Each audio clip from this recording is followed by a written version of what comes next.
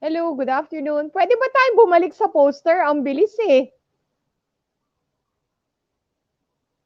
Hindi tuloy malaman kung ano yan. Yes, thank you so much. Stay on the poster for at least 10 seconds.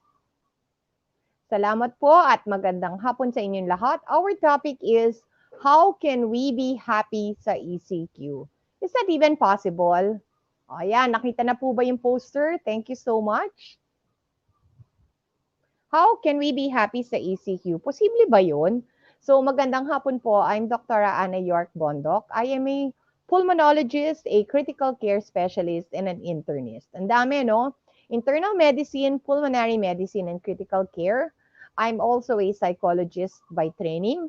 I'm the wife of Mayor J, three-term congressman, and the mommy of an 8-year-old. And nandito po ako sa probinsya ngayon, just like all of you, kasi po tayo ay may ECQ, the third lockdown of the Philippines. So, please join us. We are on YouTube Live, FB Live. Please like and follow po yung aming FB. Kung meron ho kayo nakikitang hindi maligaya sa buhay nila ngayon, pakishare lang po ito para mapangiti naman po sila. Number 2, please put your comments below po. We will read them. Kung may kailangan po kayong i-shout out dahil birthday nila, ilagay niyo lang po sa baba. We will take questions on mental health.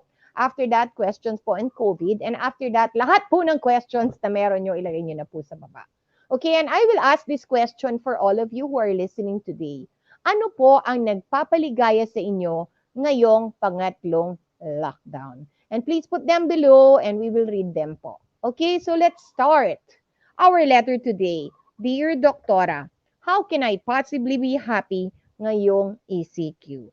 No job, stuck at home, trapped with magulong kids and boring husband. Buti na lang po may kinakain. Sawang-sawa na po sa Netflix. Parang na-memorya ko na po yung Chloe. And I am frankly desperate. Di ko na po talaga kaya. Okay. So help me, Doktora. Ang ganda ng sulat. Hindi ba tayo lahat yan? What do you think? So, eto po talaga, I was wanting to do a talk on mental health kasi po, eto po, the third lockdown is really a test of our pasensya, kung kaya pa po ba natin. There's been a lot of disappointment and mental health issues po talaga ay nagsulputan na talaga ngayon, pangatlong lockdown na po. Sabi nila po, no, once is enough, twice is too much, and the third time, wala na talaga. Ay nako, uwian na po. So, iyon. So, I wanted to title this, How to Get Over Anxiety and Depression. Pero it was just so too sad. Pati ako dun I was making the poster, I was making the talk, I was thinking about how will I approach the topic of mental health. As I wrote anxiety and depression, I felt anxiety and depression. So, para maging maligaya po ako at maging maligaya po and to give hope to everyone, I decided to title it, How to Be Happy Ngayong Pandemic. Okay? So, let's explore a few things, a few questions.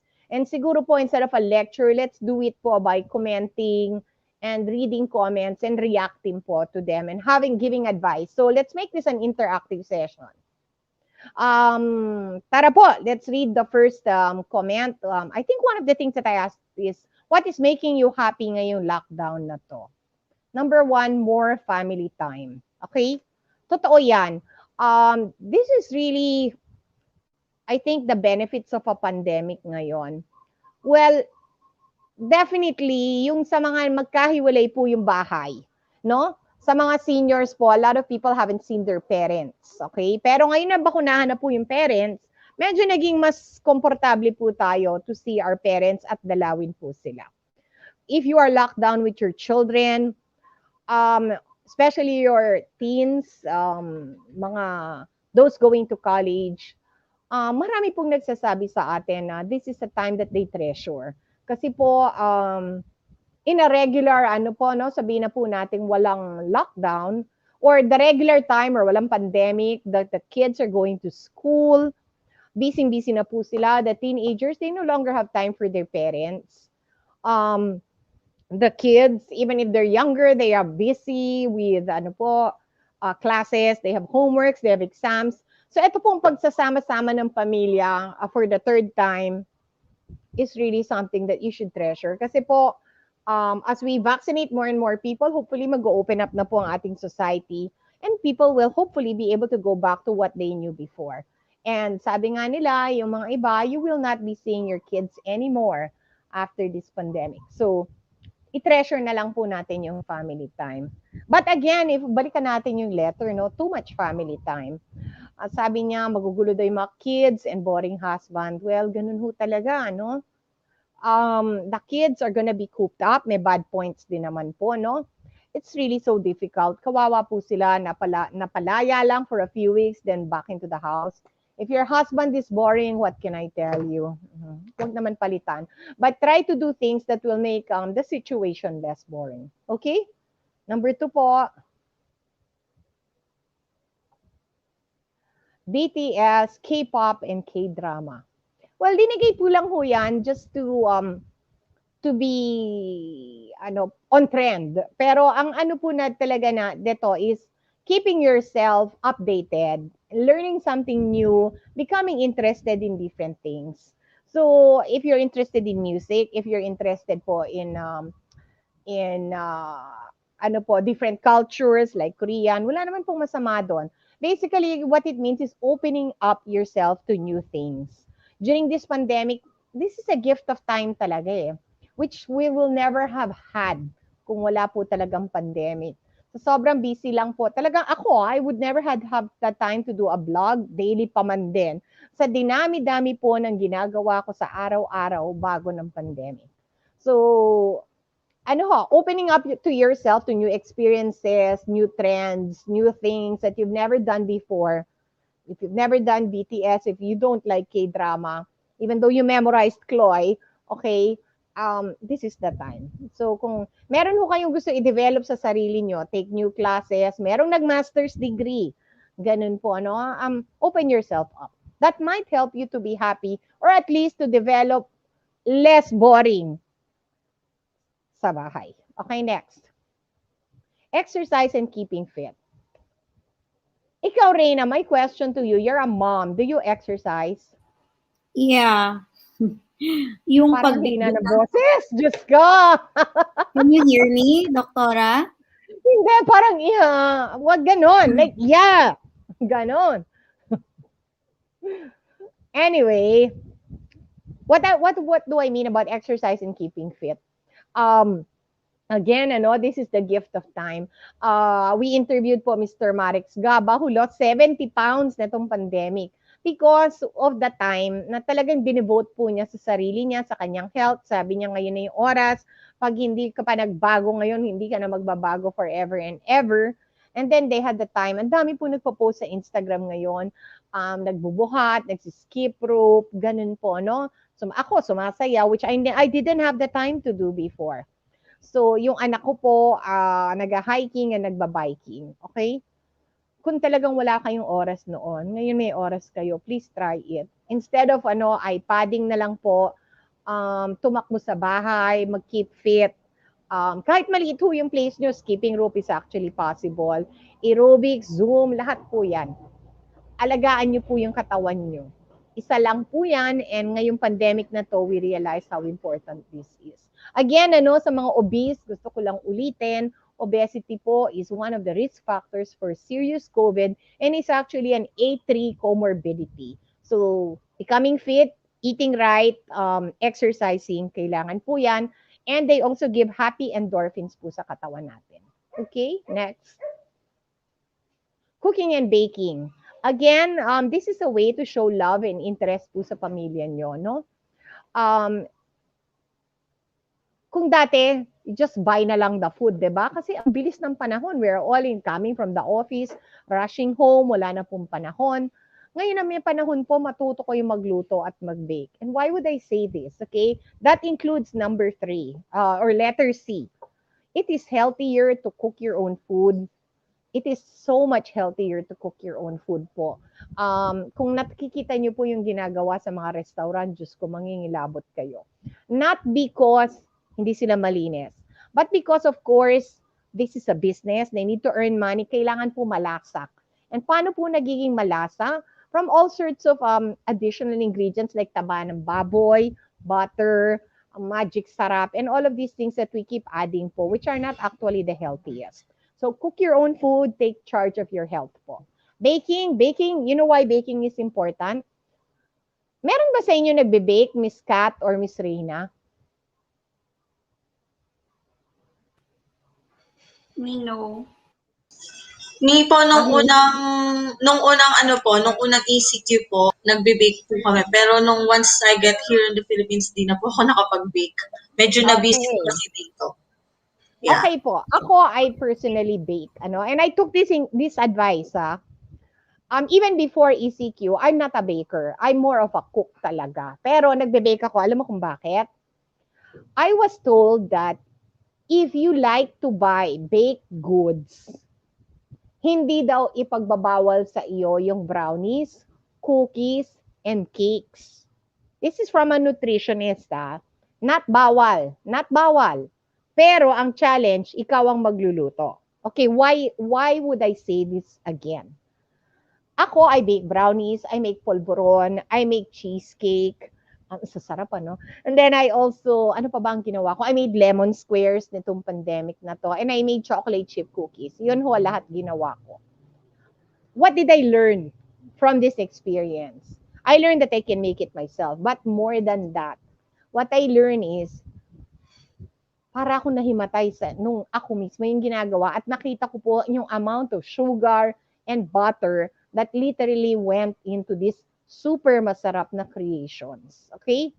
So, ikaw na yung gumagawa, ang dami pa rin as you follow the recipe, ang daming sugar and butter. Okay? Can you imagine what a commercial kitchen is going to put? Siyempre, kailangan nilang kumita. So, the more sugar, the more, so ganun po, no? Cooking and baking are great skills. And I really would suggest that you learn them or that you do something about them ngayong pandemic. First of all, it's a bonding moment sa pamilya nyo. You, your kids, ang sarap, masaya mag-bake lalo na with kids kasi they just keep tasting and eating and making gulo.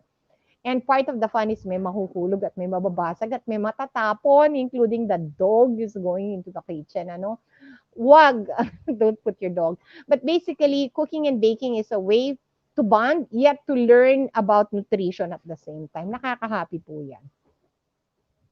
Okay, next po.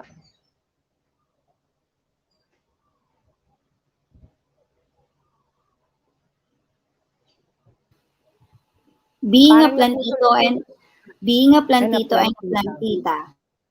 Yes. Okay, plants, the reason po nauso yan they are a connection to the natural world. What is the meaning of this? As we all ako lang ho na lockdown sa probinsya, okay? Most of the people and all my cousins got lockdown po sa Metro Manila. Si Kong Rimpi got lockdown sa Metro Manila, pero the second and third din na po niya nakayanan, escape na rin to the province. What does this mean? Okay? As we live in an urban lifestyle, no? Dito tayo sa Metro Manila, nakakondo tayo, militang bahay, all of that, po. Parang nawawalan po tayo ng connection with nature. May nature ba sa SM? Okay, get it? So, we lose a connection with the natural world. We buy all our foods processed, we do all our things, nagawa na po. You ask mga urban children, where do they buy food? Yung iba na nga, hindi na nag-grocery. Binibili na lang pong gawa na kasi mas mura po talaga yung gawang pagkain. Lalo na kung mag-isa ka lang instead of cooking your own food. Kaya lang, you sacrifice your health. So being a plantito or plantita po, ang nun, nako-connect ka sa nature and it makes one happy. Nature makes people happy. Green things relax people. That can also be a family bonding activity. Marami po kayong maituturo sa inyong anak about nature, about science, about growth, about perseverance po at pag-aalaga with taking care of a plant and being a plantito or a plantita. Okay, next po. All of those can make you happy. Are dogs and pets? Ikaw, Reina, do you keep a dog in your house? Madami kaming dogs dito, Doktora. Okay, how about you, Kat? We have a bunch, no, not cat. Scared ako sa cat eh. Takot dito the cats. Okay, but dogs. How about you, Kathleen? Yes po, dogs po, Doc, meron. Yan. Mm. Same po as plants, no? Dogs and pets. Parang it's a way of showing affection. It's a way of being connected. It's a way of giving to some doggy and returning love. Parang may connection kayo eh. Dogs and pets, na uso din ngayong pandemic, our neighbor, na dati po they are 9 years old and 7 years old. Dati po talaga wala silang pets. Pero nitong pandemic, they got a dog kasi talagang parang akapin mo yun eh, aalagaan mo and it will love you back and it's really something that can make you happy. So kung may dogs po kayo and pets and your dogs and pets make you happy, that's good po. Sa amin yung dogs po namin 11 dito, I really hated them. Well, I still hate them before pandemic. Pero I don't hate them anymore as much. Okay, nabawasan kasi Benji loves them. And nakikita ko po that they love Benji back. So yun na lang po, simple-simple na lang po. Nakakatuwa rin. Okay? Letter G, buying online. Naku po. Ikaw, Reyna, bumibili ka. Selling ka nga online eh. Okay? O, ikaw, Kat, may Yeah. binibili ka ba online? Bumili ka kay Yes Reyna. po. Okay, never mind. Okay, Kathleen, anong binili mo? Damit po, tsaka kasi, parang last week 3 parcel yata yung dumating sa akin. Ikaw, Reyna, bumili ka ba ng some online stuff? Everything. Ayaw na namin lumabas. O, isa pa yan. Well, Yeah. definitely, it is more convenient talaga, no? Yes. Actually, yes, You have it's to be definitely more careful. convenient. Pero I wanted to share this lang, po. Nagkaroon ho ng debate sa amin kung mag-ECQ dito. So my husband said, baka daw mag-ECQ dito. So ang una kong panic, hindi na darating yung Lazada namin. Okay? So, and I don't buy a lot of stuff online. So only very small things. I personally like to go out. Kasi I like the interaction between persons and I like having a suki. But that's me. Baka naman it's age-related. Aray ko, another issue masakit. But I'm sorry, i-adjust lang po namin. But what I wanted to say is about online purchasing, para siyang small surprise every day. Parang nakaka-excited na may darating sa bahay mo at bubuksan mo. And it's kind of fun to buy online. Wala namang masama. It is also convenient. And as Reina pointed out, it is also safer. Kanya lang po, if this is what's making you happy, at alam nyo naman balansehin, wala pong masama, But again, what we learned from this pandemic is happiness doesn't come through things. You're right, coming from somebody who ordered so much from Lazada and was gonna have a breakdown kung wala ng Lazada. Okay, no, sorry. But seriously, okay, happiness, what we learned from this pandemic is happiness doesn't come from stuff. Happiness comes from experiences, and happiness comes from your family and yourself. So yes, buying online is fun. It is convenient and safe. Pero kontrolado lang po pati yung anak ko gustong bumili ng merch ng Roblox.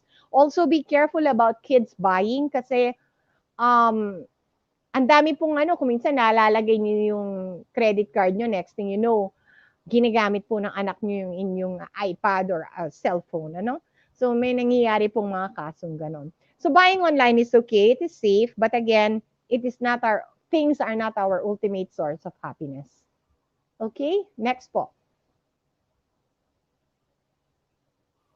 Nabakunahan na parents and family mo.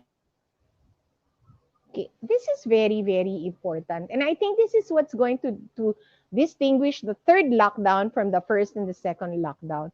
Nung first and second lockdown, parang walang, parang it was a repeating cycle. Wala naman, after the lockdown, what? Lalabas. After lalabas, magkaka-lockdown. Ngayon po, we have the potential to break po the cycle, and that break is the, vaccine. And this is really what is giving me hope ditong third pandemic na to, is that during this time, the government has pledged na magbabakuna po talaga sila ng mga tao. And that the more that we vaccinate, especially our vulnerable members of society, including your lolo, your lola, your parents, the seniors, na bakunahan lang po si Manang ng AstraZeneca. And of course, those comorbids, yung mga may sakit. And eventually, we're gonna move towards A4 and the working population po. As more and more of us get vaccinated, yung risk po ng COVID bumababa. Okay? So I really think this is the game changer in the happiness issue. I am happy that there is a vaccine, and I am happy po that we are vaccinating people.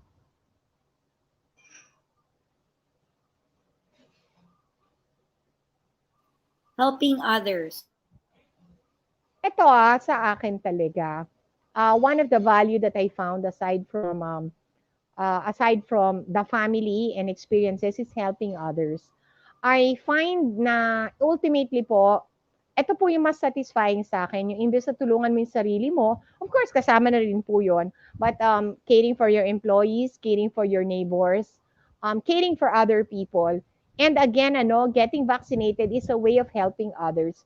Kasi may social responsibility po tayo. We are vaccinated not only for ourselves, for our family, but actually for the entire community that we live in. So malaking bagay po talaga ang helping others. And sabi nga nila, no, my mom always used to say, mabuti nang tumulong kesa ikaw ang tinutulungan o nangangailangan ng tulong. Okay? Nothing. Upos na po ang nothing and nothing will make me happy. Nothing. Sad emoji. May konting drama naman. Nothing. Ubus na po ako. And nothing will make me happy. Nothing. Pag ganito na po, search for meaning in your life. Whether you will find this in the Lord, whether you will find this in helping others, whether you will find this in your family, kailangan hanapin mo eh. Ay, alam mo, the millennial, is you have to find your why. Find your why. Sikapin mo talagang hanapin yung why mo, kung hindi po mawawala po talaga kayo. And I guess that's it. My advice for being happy is to accept the situation, to make the most of the situation, and to help yourself, your family, and others. And you will find your why, and ultimately, you will be happy. So maraming salamat po, and magandang hapon.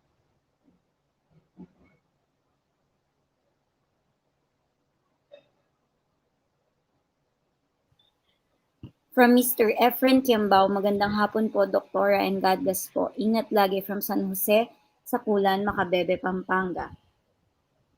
Thank you, sir. From kababayan ko si sir. I am actually from San Gabriel and San Francisco. Barangay number 3, San Gabriel, Macabebe, Pampanga. And may lupa namin where I grew up as a kid is San Francisco, Macabebe, Pampanga. Doktora, naniniwala ba kayo sa self-love? Ano yun? Ikaw, Reyna, what's your thoughts? Ay, Doktora, I am an advocate of self-love. I am really an advocate. Before you can love anybody, you have to love yourself first. Well, next to God. Kasi how can you give love without you don't know how to give love to yourself, di ba? Ganun ang prinsipyo ko sa buhay. Mahalin mo ang Maraming sarili. may ganyan. Yeah. Ako, I'm okay with self-love. This is different from selfishness, ha? This is very different. Very, very different. Okay. Mabuti clarify mo. Sa akin, wala namang masama na caring for yourself. Pero, it can, too much, tama na mo na bringing up mo yon, can lead to narcissism. Ako, I believe in caring for others eh. As long as you care for others, you will find yourself. Sa akin, naniniwala talaga ako doon. As you care for others, doon mo hahanapin yung sarili mo. Huwag mo unahin yung sarili mo, unahin mo yung iba. And then you will find yourself and you will find also value in what you're doing. Pero I've also known people naman na tulong ng tulong sa ibang tao, tulong ng tulong sa pamilya, tulong ng tulong sa asawa.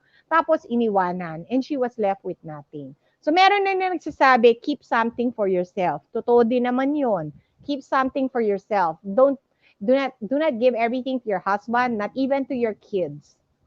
And I'm sorry, talagang kailangan mag-iwan ka para sa sarili mo.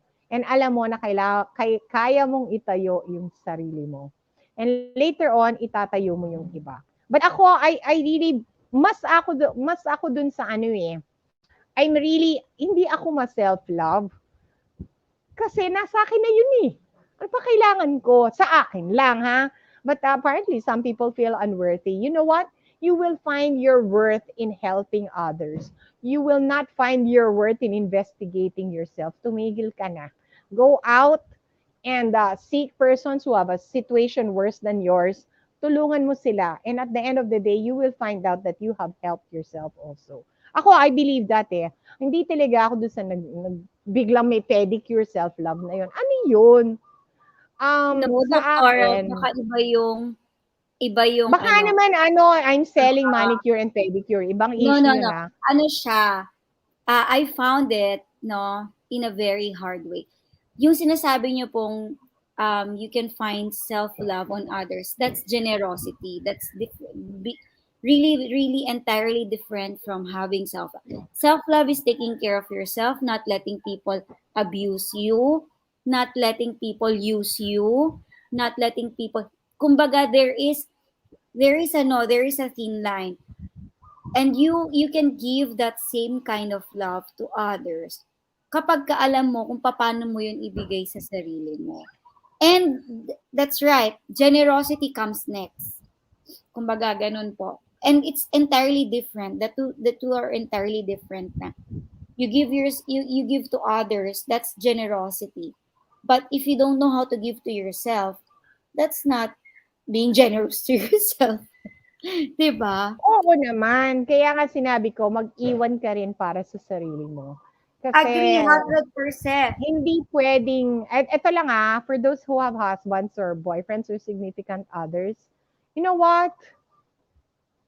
You are the most significant person. Sorry. Pati kung may That's anak ka, wag mo self-love. ibigay lahat. Sorry. Ganun That's talaga. self-love. That is self-love, Doctora. There you go. So, pero I don't also believe in dwelling on problems. Kasi talagang the more you help others, the more you help yourself. Ako naniniwala doon. That's naman self-pity. Di ba? Ay nako, basta motto ko sa buhay, move on. Correct. Move on. Dapat mabilis mag-move on, guys. Pero That's move right. on, pero saksakin yung nakaabala sa'yo. Okay? Next question. From Mr. Anarhodora Reyes. More time sa family being plantita, exercise. Ang ganda naman. I like that. Exercising, taking care of plants, and having more time for your family. Maganda. From Miss G. Frejas, always keep 20% for yourself. Hindi yun pagdaramot. Reserve yun for you para pag nadapa ka, makabangon ka pa rin. Yeah, this is what I'm trying to see. I agree with that.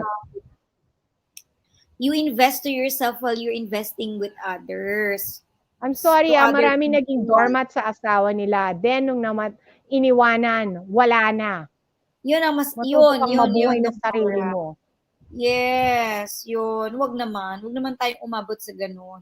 Alam mo, Doctora. Marami, Reyna, sorry. Ay, nako, napakagandang topic nito. Maybe we should have a separate topic for self-love, 2 oras yun. generosity, and investment. Gusto mo naman, I'm a psychologist. Pwede natin isa-isahin ito. Oo, Okay. let's do that. Ang A lot of ganda. people need How to that. move Yes. on. Kasi ganito yan, Doktora. Paano ka makakatulong ngayon sa ibang tao? ECQ nga, lockdown na. So, paano natin matutulungan yung ibang tao, di ba? Ito, ganito No, po. Reyna, that's something that I would like to clarify. Being stuck at home now doesn't mean not being able to help others. Ayusin mo lang yung Facebook feed mo, malaking bagay na yon. Stop spreading fake news. Reach out to people you know na takot sa bakuna. Call your elderly relatives on Facebook and Messenger. Kumustahin mo sila. When's the last time you talked to the kapatid ng nanay mo? Your tita na walang asawa, yung nabiyuda mong malaking bagay ang reaching out and asking, kumusta ka na? Woohoo, agree. O, di ba? Ganito, yung pagtutok po ni Doktora, this is us being helpful to others. You know, malaking bagay na yon. Para tayo radio host eh. Yeah, ang dami atang tanong, inuulan tayo. What's the next? From Miss Remedios Nogoy Jeronimo. Gandang hapon po, Doktora. Ingat po tayo lahat. God bless. Thanks, Ma'am. What is making you happy?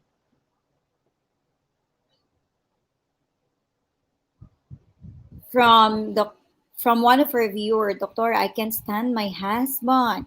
Crying emoji. Oh my God. Okay. Mahirap to. Therapy. You know what? In fairness, some marriages have worked better kasi people don't actually be with each other 24/7.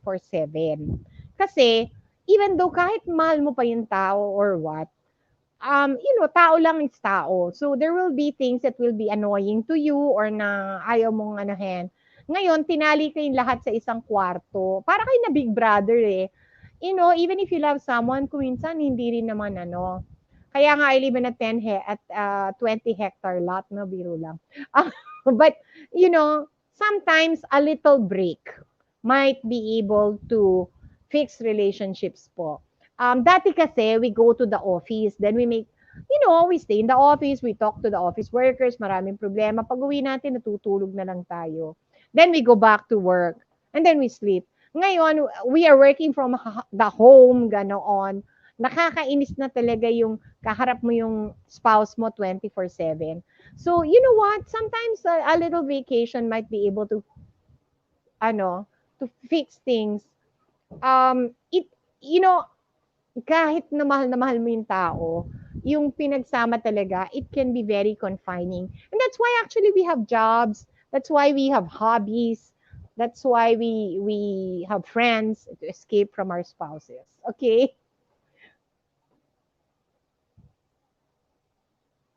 Doctora, what's the meaning of happiness sa pandemic? Nako, ang lalim. Ikaw, Reyna. Ganito kasi for me ang happiness kasi is very, very subjective. For me, True. it's subjective. And happiness is not a permanent thing. It's a temporary thing. You create your happiness. You're the one who's Tama gonna rin create yun. it, and you don't get it from others. You're not gonna be happy if you're gonna keep on thinking, sana ganito ang maging buhay niya, magiging happy ako. No. Sana ganito ang buhay ko. If you keep on comparing yourself to others' Wala kang pupuntahan. yung happiness ng ibang tao. Bakit siya happy? Ako ganito, hindi ako happy. Bakit parehas naman kami ng binili? Siya mas happy, siya ako hindi. Mas maganda pa nga yung sa akin. Stop. Happiness is a feeling. It's a temporary feeling. And you just have to accept na minsan you're not gonna be happy. And that's happiness. Accepting that you're not gonna be happy on some days. And some days you're gonna be, cloud 9. And that's okay. And that's happiness for me during pandemic. Breathing. Talaga, mahirap. Oo. Bumubukas ang mata mo. Meron tayong ibang taong tinutulungan, just what you said. That's happiness, Doktora. I like that. Tama ka doon. What is happiness in a pandemic? Ang hirap, I mean, what a question. But what a nice thing to think about. Ano nga ba ang happiness during a pandemic? Let me ask some of my friends sa psychologists ko ano yung sagot nila. Ito ipopost ko po rito. Kayo po, what do you think is happiness during a pandemic? Sa akin, it's accepting the situation, making the most of what's happening, and moving forward from that. Sa akin, yun ang malaking bagay, and finding value. Sa akin, ganon. It's knowing that this is a pandemic, knowing the facts, and then accepting them na nandito na tayo. And the next question is, after the pandemic, what would you have wanted to learn? I don't mean na nagtatapag ka ng online business, ang daming No, it can be very personal like family relations. It can just be within the family. Pero there needs to be growth. Sa akin yun. And growth is not achieving a master's degree ganon. Growth is learning and picking up something from the situation and applying it positively to your life. Yun. And kung yung growth mo ay natulungan mo yung mother-in-law mo Nabakunahan. Yung growth mo, you reach out to your friends na hindi mo na nakita in a long time and nakipag-reunion ka sa kanila and you ended up, being close to them. Growth na yun. If you supported your child in 2 grades sa kanyang online school, growth na rin yon. So sa akin, that's what I would term to be happiness. Kasi if we keep, and if we keep being dissatisfied, and wala naman pong masama to be dissatisfied kasi that pushes us forward eh. Kaya lang, kung hahanapin mo nga talaga yon sa external, hindi talaga, hindi mo mahanap yon. It has to be within yourself and your experience. Sa akin lang yon. Pero magandang tanong yan. What is happiness in a pandemic? Maganda. Doktora, my kids are driving me crazy. Ikaw, Reyna, you have 2 toddlers. Kumusta? They're my motivation. They are my driver. I mean, tama ba? Drive. They are my drive. Tama ba yun? There you go. Parang yun yung why. Yes. They're not driving me crazy. They are my, what's making me drive, or what's the why? Why am I driving? Ganon, Doktora. What Parang keeps ganon. me going? Maganda. What a nice thought and what a nice answer. Siguro, kailangan din ng mag-usap-usapan, lalo na kung medyo mas matanda na yung mga kids. You know, the situation requires cooperation. Yun talaga. And kailangan habaan din ng pasensya sa isa't isa. Parents mas pasensya to kids, kids mas pasensya to parents. Hindi pwede pong one way lang. And you have to find a way to make it work. Otherwise, talagang magbubugbugad kayo sa loob ng bahay niyo.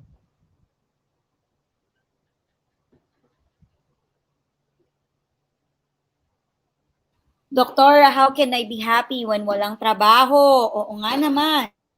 It is impossible to be happy pag walang trabaho. Unless may ayuda. Yun lang. Nakikinig ba gobyerno? Yun. Hi, this is so hard. Next. Ayuda. Yun. Yeah, next. May mga comments din po na nilagay yung mga tao, which I found very nice sa poster. Doktora, nababaliw na po ako sa ECQ. What to do? Yun nga. And it's not easy. Ito lang ang sasabihin ko sa'yo. Unlike the first and second ECQ na parang walang hope. Kasi after that, okay, bumaba yung numbers. Then, lalabas yung mga tao. Then, paulit-ulit. It was like it was a vicious circle. Okay? What I'm hearing now is this could possibly be the last lockdown. Kasi once we really vaccinate a whole lot of people, bababa talaga yung rate natin at yun talaga yung pinanghahawakan ko. So, hashtag nasa ng bakuna. Find hope and that hope is a bakuna. Okay, next po. From Mr. Marky Lopez Mercado. Hello po, I'm watching from Israel. Ay, sir, kumusta sa Israel?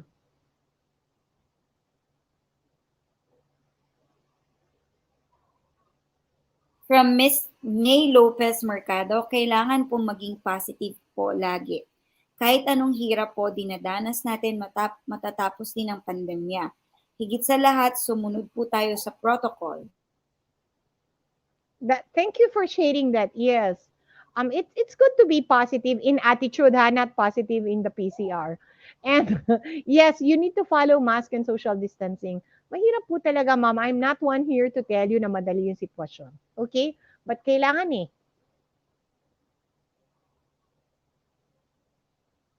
From Miss Mary Joy Yambao, Kalago na Doktora Ana, watching from Makabebe. Kalago. Thanks. Thank you so much, my goodness. Opo. From Mr. Raymond Alan Sese, the mere fact na nabakunado po ang family and healthy is nakaka-happy or relieved na. Other things, movie, mobile games, matulog sa afternoon naka-aircon dati po kasi laging nasa labas pag afternoon. Malaking bagay na po. I mean, vaccinating your family is an achievement po. That is the most that's making me happy. Nabakunahan lang po si Manang today. Manang is a senior. That alone is making me happy. At saka po yung mother-in-law ko, I think today ang second dose niya.